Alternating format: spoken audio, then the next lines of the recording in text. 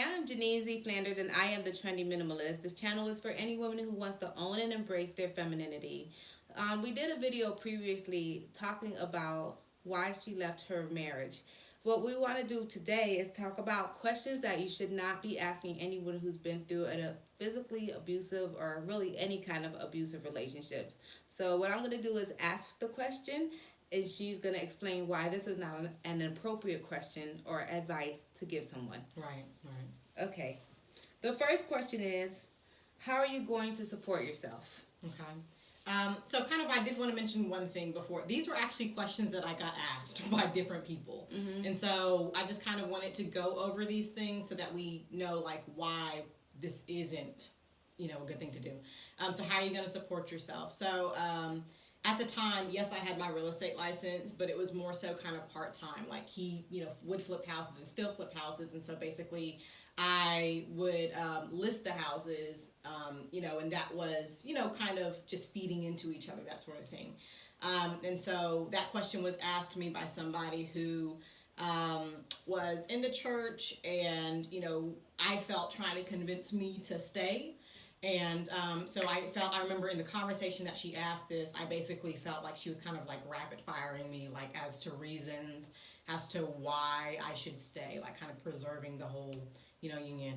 And the reason why, additionally, that's not a good question to ask is because you already have, like, that's a number one fear of, like, most people who are in abusive relationships. It's like, how am I going to do this? And so when you do that, you're kind of like striking fear into their heart versus being like, okay, how can I support you? Not, financially, but how can I, is there any connections that I can help out with? Can I, if it's business, how can I be supportive of that versus, hey, are you sure you can do this? Right. Okay.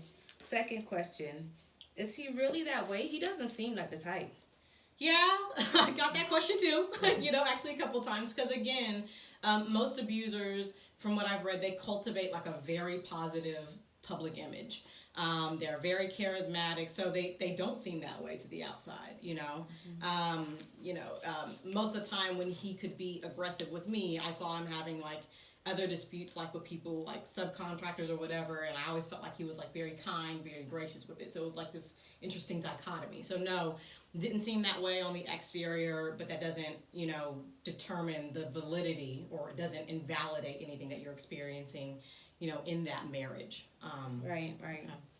The next question is, what happened? You don't seem like the type. I know, right? And so, that's another thing too. So no one on the first date is slapping you. No one on the first date is throwing water in your face. No one's doing that. You would get up from the table, you would excuse yourself, and you would be done. You block your number and keep it moving, okay? Up until the point that people actually start getting abusive, it's actually more of a mental / emotional, abuse that comes first. That's a typical pattern of abuse. And so mental and emotional, before that, I wouldn't even admit to myself when I was in my marriage that, this is, what you're saying is hurting me, but because it was just like, okay, no, I can take this, but, it was like eroding, like on the interior. So by the time you do get to physical abuse, you've heard all the things. You've heard, like, I could, replace you with anybody. I could have any woman, in your spot. I don't need you. You've heard all those things. So by the time you get to, like, the physical, like, I remember telling him, I'm just not surprised, because you just, it's this whole pattern, and it fits. Okay. That's interesting. Right. Would you come to dinner with me? This has more to it. Go ahead. Okay, so Would You Come to Dinner With Me was a person who was very religious, and so I have faith, I believe in God. There's a difference to me between someone who has faith and believes in God versus someone who's religious and kind of uses it as a crutch, that sort of thing, or like a ways of manipulation. And so there's this one particular person who, we had gone to lunch, and she said, hey, I just had like this vision of, us and our families and all this stuff. We're sitting around this table, and I just really like for you to be able to come and be a part of like what the couples are doing. I remember she kept on saying like couples, and I didn't really have that relationship with her where it was just like, huh? That sort of thing. And then, I can be like very polite or whatever. So I was like, no, but thank you for like the offer. And then I remember she pressed it like at least one more time. And I said, I said no, but thank you for your suggestion, Whereas, you don't realize that, when you're getting offers to be, hey, will you still be part of like a community or of a front, basically to him, that you don't realize like how much you really want to get away from that person and how conflicted you feel, if you have children, having to deal with them, So, I guess, too, like to people who are like surviving abuse, don't feel like you need to be best friends. Don't feel like you need to, we need to keep up like this good communication outside of anything, other than the kids, because that's just not what's going to happen. I mean, he even asked me at one point, because, we still had to communicate, as far as co-parenting and stuff. You always seem stiff around me. You always seem this, whereas when, when we were married, you weren't. And I just kind of looked at him and I was like, I don't think you realize how traumatic it was being married to you, and he didn't, he didn't. And it just, people don't get it. Even people who have been in it don't get it. And so it's just, you need your space, you need your time. Yeah. So basically, to me, that sounds like don't go and be manipulative. Like, that this marriage is not going well, and you know specifically if it's about abuse. Don't try to make it like a family outing. That's not cute. That's not cute. No. People have to struggle and get to a point where they're strong enough to leave something that's very toxic for them, and they don't need you to reinforce the toxicity instead of letting them leave and grow out of that. Right. And had I been a different person, if someone would have asked that question, and I had other people encouraging me, hey, spend time with them, try to work it out, that sort of thing. Yeah. I honestly feel like I would have been dead, because what if I was the type of person that, hey, I did go back after that last experience just one more time, and then now, it's just not ending up well. So. I mean, that's happened to one of my mom's friends. Right. People encouraged her to go back. The lady went back. The lady's not alive today. Right. So certain things you just don't need to put your 2 cents in, especially if you have no authority in that area and no understanding what you're doing. Right. Have you guys really tried to work it out? Yeah, so that was like another question that I got, and it was, I think a lot of times what that tells me and what it spoke to me kind of at that point is you're valuing like the appearance of our marriage versus actually valuing the people in it, you know? Because, if I see you doing something crazy, I'm going to be like, hey, let's not do this, not like trying to cover up for you, in the middle of that, And then on my side of things, as far as like being a survivor and everything, it was just like, you don't get to ask that question if you don't know what I've been through, And so it's just, I get people wanting to help, and I feel like some of the questions, definitely not all, but some of the questions I felt like came from a good place, But it's one of those things where, unless you really understand like the mental, emotional, psychological state that people are in, which I didn't even understand at that point, it's just really none of your business. You help as much as you can, but you don't question the person who's leaving. Yeah. Are you sure this is what you really want to do? Right. So no one gets married to get divorced. No one, plans out their future, plans out their businesses, thinks about growing old together. Nobody does all that with the goal of getting divorced. Additionally, if someone does get divorced, they definitely don't want it to be a decision that they're having to make. Honestly, for their safety and, for their life, Right. And so, to me, that question was just like, am I sure that this is what I want to do after experiencing all this abuse? Yes, I need to be able to move on with my life. But at the same time, this is another word for domestic violence is intimate partner violence. So intimate partner violence, that really only happens when there's love there. That really only happens when you're in a relationship. If Janine beat me up, that wouldn't be called intimate partner violence because we're not married, So when you're in that situation, you do still have love for the person, but you have to learn to choose yourself. And basically that question is, it's like kind of, it can capitalize on, do I really actually want to do this when nobody wants to get divorced? It can be counterproductive. Right. Like you're just getting to the point where you're like, okay, I'm gonna leave, and then someone asks you, "Are you sure you want to do this?" Right. And you, because you really did want to be married, can dismiss your fact that, yeah, I got drugged by my hair. You can dismiss that. People do, and stay in a situation that you don't have any business being in. Right. So that's not the appropriate question for someone who has already vocalized what they're trying to do. Right. Okay, next one. This is not a question, but patriarchal suggestions. Right. So I tried to talk to someone that I really respected. It was this couple that I really respected, and that we had gotten good spiritual counsel from and before. And like sometimes what people will do when they are not wanting to tell someone to get divorced, because divorce is not what you want to tell someone to do, particularly in Christianity. Is I found that they kind of leaned back on the order of things. So it's supposed to be man, woman, children, he's the head. So it was a lot of platitudes where it was just like, did you hear what I said? Type stuff.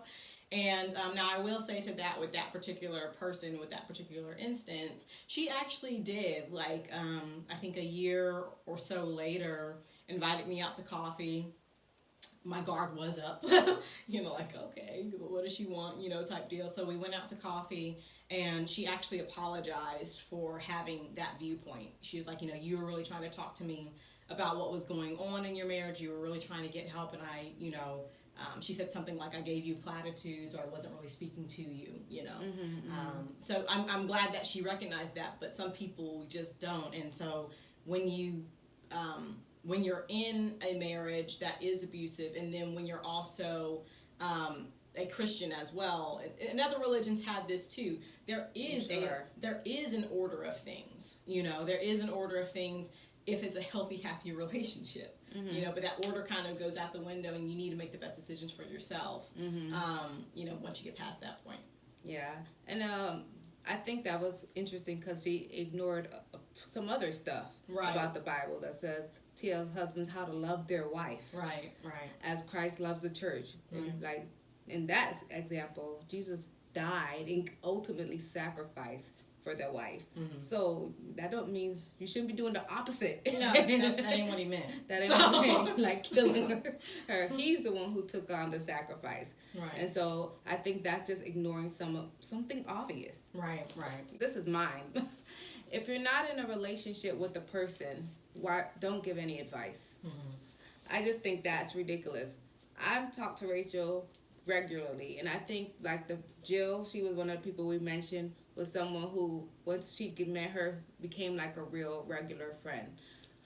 But I'm not randomly going to be going up to somebody and giving them relationship advice, and I have never met them before in my life. Right. Or I see you around, like we go to the same church or we're at the same job, but we've never even like went out to lunch once, never had coffee together, never had anything that seems like an open door to talk about a marriage. Right. So if you've never done that before, don't start at abuse. That's not appropriate. It's not appropriate. I might give a pass to someone who's actually gone through it, come out of it, and wants to help. Right. But anybody else, like, why are you involved? Mind your business. Right. And not mind your business, like, overlook it, if you feel like there would be, like, some element of being open. I'm not saying if you see someone being abused, like, keep on walking down the road. No, not that. But, what she's more so referring to is, like, my ex did have a friend who called me, a man who called me and, hey, I heard you guys are getting divorced. Like, I'm a child of divorce. Make sure you work on yourself too. And I just remember looking at the phone and being like, he must not have told him what's going on. And like, who is you? Whatever. Right. Like, that was like the literal reaction. Like, huh? This is how we're starting off our relationship. And so it's, it's, some of this, just as someone who's been through it, you kind of have to have grace for, like, not rip them to shreds because you know that. And that's just lucky that you're in a mental state that you could process like that. Right. But I was just like, all right, type deal. Like, you must not know. Okay. Have a good day. Yeah. So. Next question. Is he still abusive? So that was actually a question that I got that I was kind of surprised to get, because the person who said it, it was just interesting because, when you consider like if someone is abusive, that would require you having like intimate knowledge of that. That would require like you still experiencing that. So to be able to say like actually yes or no. So on this, I'm just going to kind of go to the data and like what people have found with years and years of study. So I mentioned, the abuse like in a group that I'm a part of. That's like we do like book studies and all that stuff. And one of the girls, she actually works for DCF, and so she was saying like the majority of the time, once someone gets out of an abusive relationship, the abuser actually does abuse like the next person. Okay. And then additionally, the book that's in the comments, Lundy Bancroft's book, he said the vast majority of abusive men, they do it again. So do I know that that's the way he is? Do I have personal knowledge of that? No, I don't. The value system behind someone who abuses is skewed, so they're, from what Lundy Bancroft and other people have said, like their perspective of what's right and wrong and what's justifiable, that is really what's off balance. So did I have experiences with him after the divorce that I felt were still like entitled? Did I have some that I felt were still like, you're trying to justify this? Yes, I did. If, as with most abusers, whenever I have talked to him about the abuse, it's been, I made a mistake, so kind of minimizing it, which I see as a justification. So do I know that he is, for sure? No, I don't. Do I have personal, intimate knowledge of that? No, I don't. But what does, to me, what's more important and what should be, I think, more important for every survivor that goes through is not to have intimate knowledge of that. I don't feel like that's a question that we should be able to answer. But I do feel like it's kind of something that you lean on the studies for. Yeah. Now, if you're someone who's the next person, the next woman he dates, and you found out, like, yes, he's previously had any kind of dysfunctional relationship, don't think that you're special and this can't happen to you. Right. At the very least, keep your eyes open and start paying attention to behaviors. And I'm big on, like, listening to your inner voice, listening to the Holy Spirit, listening to whatever you want to call it, your subconscious. But if you start feeling in your heart that this is something that's not good for you, pay attention to that. Because, like she says, it's possible that he can and has not yet done it to you. Right. And you don't want to be in that situation. Right. Because, that's not their pattern. Their pattern when they are, dating someone new is to, like, honestly, like he did with me. So, like, be this gentleman, be this person up front. And it's not until you have a kid, it's not until you get married that, for most people, the studies show that, this stuff starts happening. So it's not until you locks you down in some way. And a lot of people think marriage and or having a child makes your life better or makes you locked into it. Right. I mean, it's a lot of women and men using having a child as a way to lock down a person. Right. And so, if possible, just don't let it be you. Right. And here's the last one we have. If you are in an abusive relationship or you are an abuser, don't go out of your way to give advice to someone who's trying to leave. Right. There was this one couple that they did try to do that. Hey, he hit me with like some crazy analogy like, I'm sure if, your ex was, had got hit by a car, was in a hospital, that you would rush to his side, that you would do this, do that, like basically stop being silly right now. And I was just like, so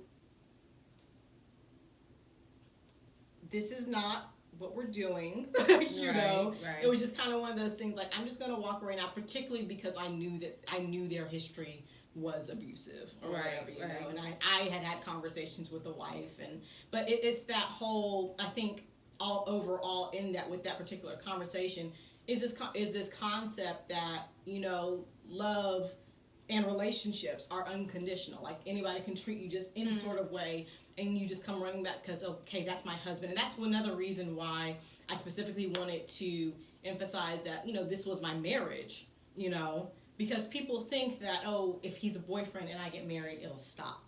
Or if he's a boyfriend and, we get to this stage and I'm having his child, he'll stop. And when actually it escalates at marriage, it escalates at pregnancy. Those are two like huge timeline things or huge progression things that along the timeline, the abuse actually escalates at those 2 points. And so whatever the relationship is, if someone feels like they can treat you such that, they wouldn't mind losing you, then lose them. Like marriage isn't a coverall to accepting, mistreatment. Right. One of the things that I was appalled by was how many people actually did come up to you. Right. Because it wasn't like 3 or 4, not even 10.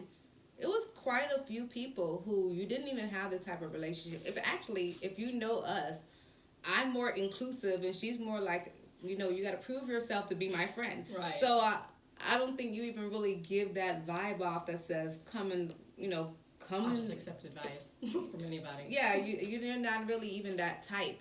And so when you think about it, I just was really appalled at how many people were so not willing to look out for her. Right. And if this is a reflection of society as a whole, that's sad and it's very scary. Right. For a lot of other people. So this is not just a video that says, don't ask no questions. No. But it is, we're talking about people's lives here. This is actually really serious. And like she said, she stayed 6 months longer. Who knows if she'd be alive? Right. And you're giving advice as if that is not a possibility. I think that's the problem with all those questions. Exactly. It was the fact that it's like not a possibility that really her health is in danger, her life is in danger, her child's life could be in danger. It was ignoring all that just on the basis of like, hey, you shouldn't ever get a divorce. Now, I'm someone who's married and I don't want to get a divorce and I'm happily married. But Lord knows that I'm not going to get beat down and stay there and die and let my kids see all that. And I think that's something that people should really keep in mind. Right. Really keep in mind because it's serious. It's not a joke. Your words are serious. I always tell my kids, words are powerful. They are what they are. They are. And like the other part of the video is not only to tell like, hey, the general public or whoever's going to see this that's not in the situation, is not an abuser, whatever, that it's not just to say like mind your business. It's not just to say that, you need to support people who have been abused. And actually, you actually need to support the abuser. Not make excuses for them, but hold them accountable and let that be like your form of support. Because actually from my reading, like most abusers, they don't get better. They actually they repeat the same behavior like in the next relationship. And there was a couple steps that Lundy Bancroft went over that were like, they need to take responsibility for the attitude, be committed to change, and like enroll in like an abuser program for at least 2 years is what he found after like 15, 20 years of dealing with these type of relationships. But the other side of that is that, to someone who is leaving and to someone who is going to be a survivor, just be prepared, for these questions and or these type of questions, because people will mean well, people will. You kind of have to remember that up until this point, you have been part of presenting an image that, hey, we're good, and so now you're hitting people with this, boom, we're not good. And by the way, it's not only we're not good, but my situation is dangerous. So that's difficult for people to believe, especially because, again, most abusers cultivate a very positive public image. And then, if you don't seem like the type, what is the type for a woman to be abused? There is no type. Right. So let's just stop it right there. But so kind of realize that this is part of what you're walking into. Your fight is not only to like actually leave the relationship, but it's to stay gone, because there are people who will encourage you to go back. That's all we have for today. As you know, this channel is to help women grow and level up, and hopefully this helps you, not only as someone being in a relationship, but as, like you said, a support to Right. all other types of women. And yeah, this is something that is serious. One of the things that I knew when I was talking to you is I was prayerful and careful about the words I said. Right. It wasn't just, and I'm her best friend. I talk to her every day, but I was still very careful and prayerful about the words I said. And so if you have a friend, you're on the outside, and you really are concerned, I'm not saying don't speak, because I spoke, but be careful and prayerful about the words you say. Again, I'm Janine Z. Flanders, the Trendy Minimalist. Welcome to my channel, and happy birthday to Rachel. Thank you. Bye, guys. Bye.